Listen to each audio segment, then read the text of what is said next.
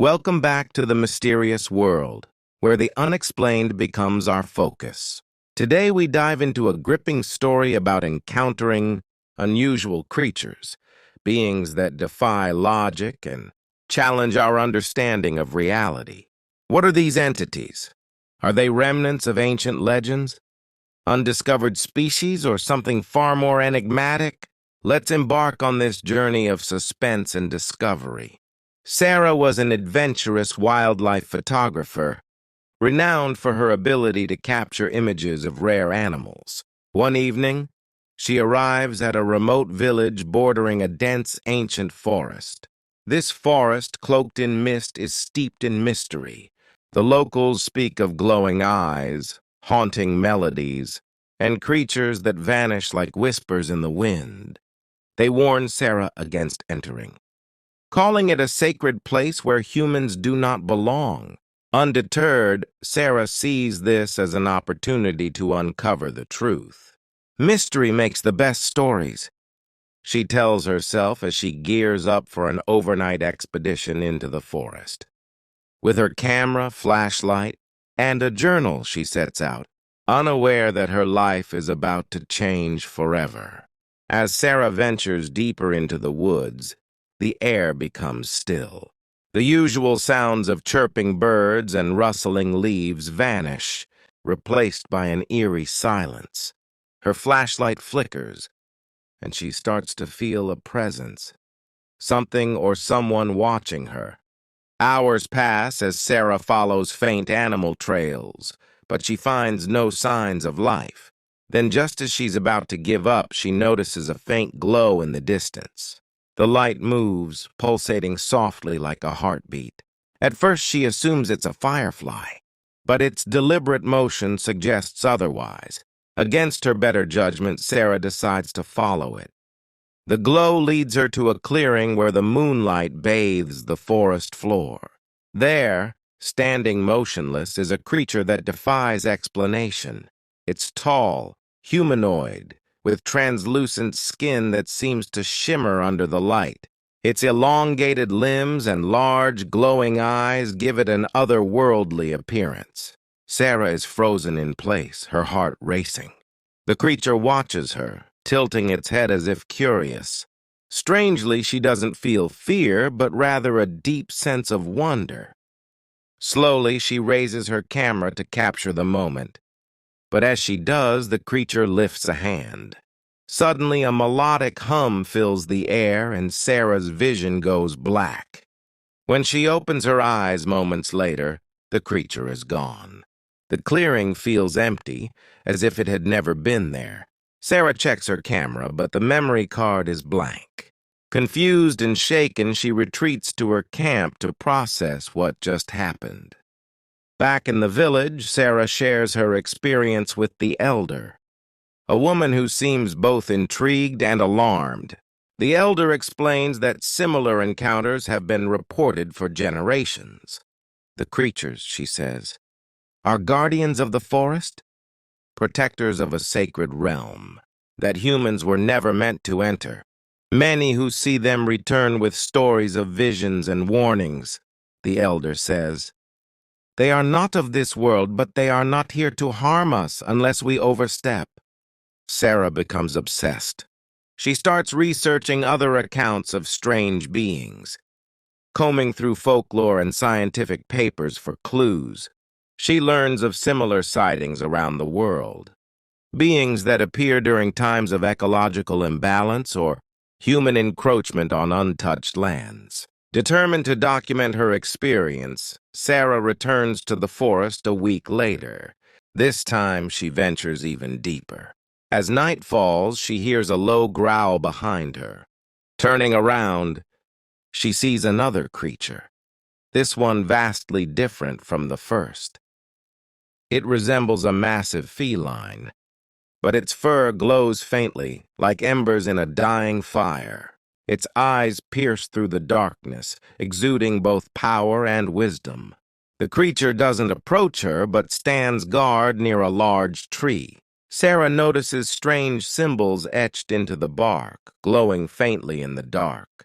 She takes out her camera, but the feline growls softly, stopping her. As she retreats, the creature watches her, its gaze never leaving her until she's out of sight.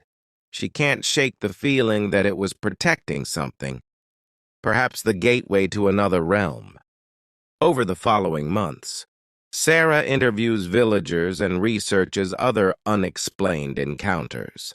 She pieces together a theory. These creatures are not just guardians, but also messengers.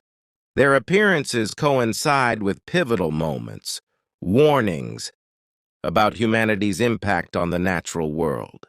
Sarah compiles her findings into a documentary, blending her experiences with the folklore she's uncovered. Her story goes viral, sparking debates about the existence of such beings.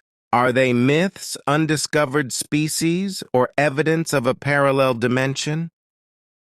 For Sarah, the encounters remain deeply personal. They've changed the way she views the world, not as a place to conquer, but as a living entity, full of secrets waiting to be uncovered. The creatures she encountered remain a mystery, but their presence serves as a reminder that the unknown is closer than we think.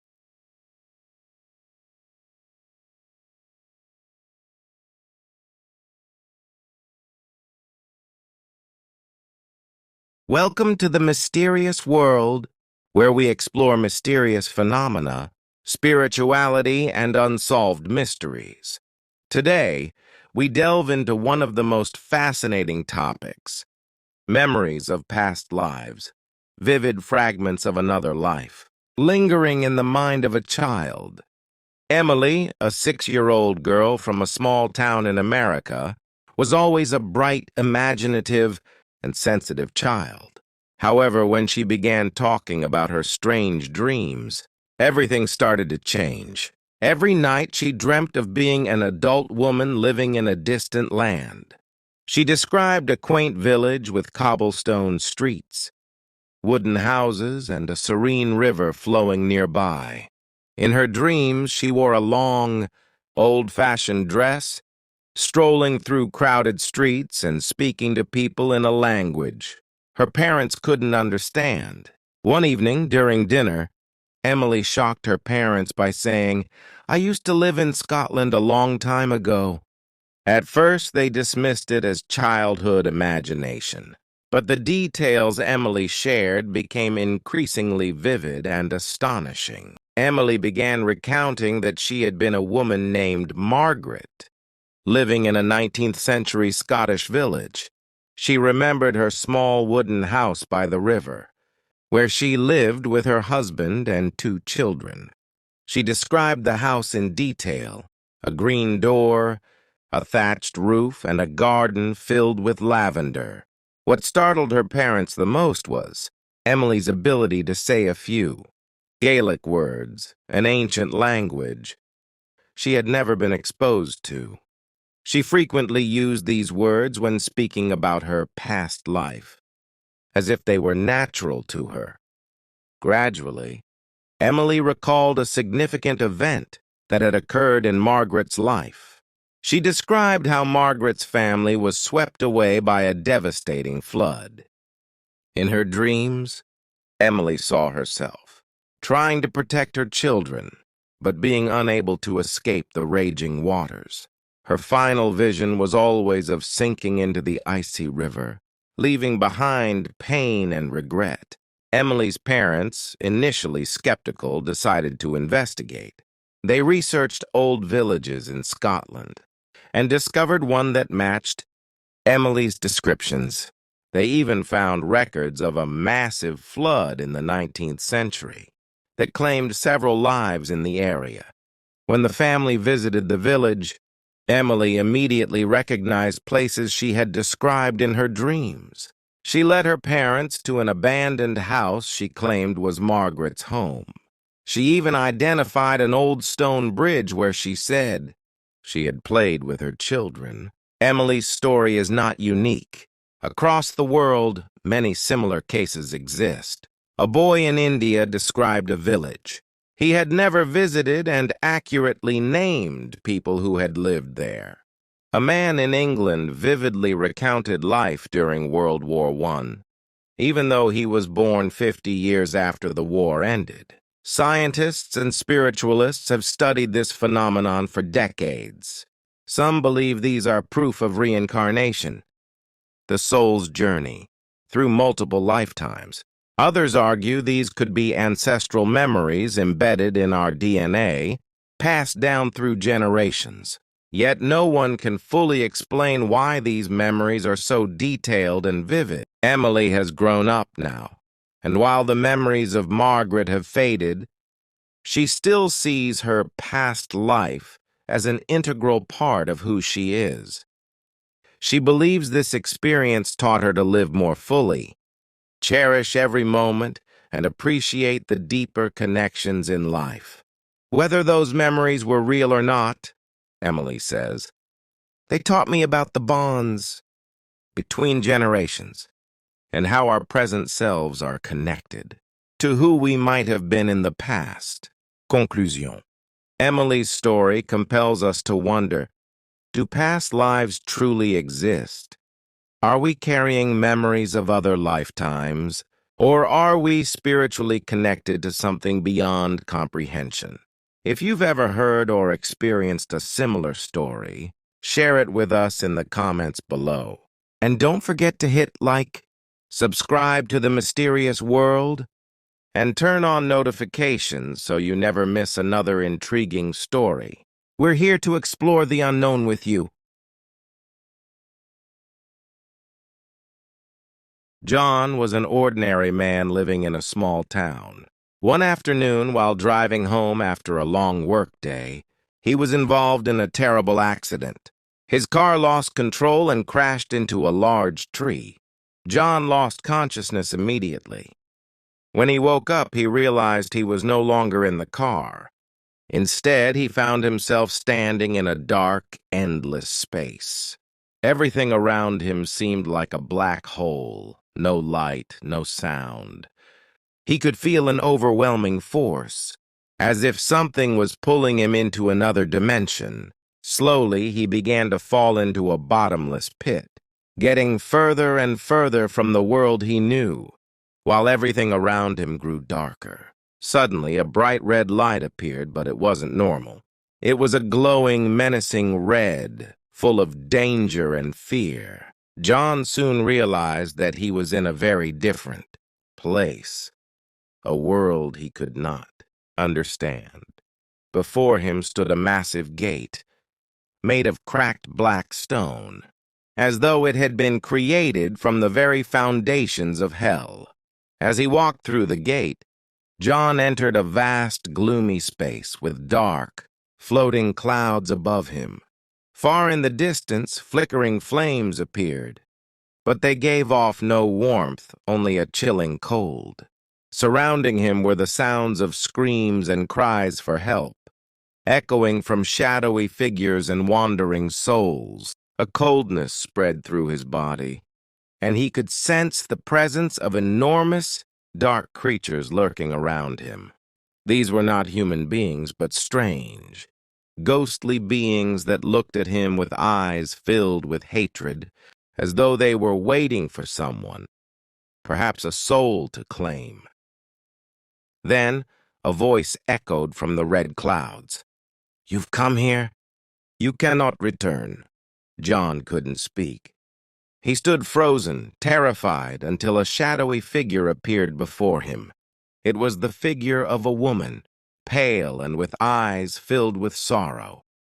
She looked at John and said, "You must witness this. This is where souls are trapped, where there is no hope." John began to feel an overwhelming sense of guilt, as though he had done something wrong in his life to end up in this place.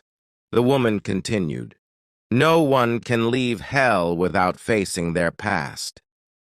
Look at your life." John watched as images from his life appeared before him, moments of mistakes, poor choices, and things he had done wrong. He saw how he had neglected loved ones, lived carelessly, and failed to value what truly mattered. In that moment, John realized that hell was not just a place. It was a state of being, trapped in one's own mistakes and guilt. It was an endless torment of facing one's regrets and feeling powerless. But then he began to feel as though he was being pulled away from this place, a light shining from far off, pulling him back to the real world. When John woke up in the hospital, he was no longer the same person. The experience had profoundly changed him. He realized that what he had gone through wasn't just a dream. It was a journey into the darkest recesses of his mind, hell. He had returned with a renewed sense of purpose and a deeper understanding of life. John was no longer just a man who had seen hell, but a person who had learned a valuable lesson about repentance, change, and cherishing the good in life. He understood that every day was an opportunity to live meaningfully and avoid facing the terrifying visions he had seen. Have you ever had a near-death experience or seen another world? Share your story and don't forget to subscribe to The Mysterious World to explore more mysteries and strange phenomena. That's the story of a man who saw hell and returned to share his experience with the world. Thank you for watching, and we'll see you in the next mysterious story.